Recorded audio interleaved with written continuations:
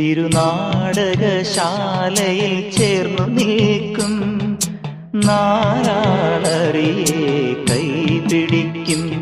തിരുനാടകശാലയിൽ ചേർന്നു നിൽക്കും യമുനാ നദിയായി കുളിരലയിളകും നിലവിൽ അമ്പലപ്പുഴെ ഉണ്ണിക്കണ്ണനോടു നീ എന്തു പരിഭവം മെല്ലയോതി വന്നുവോ.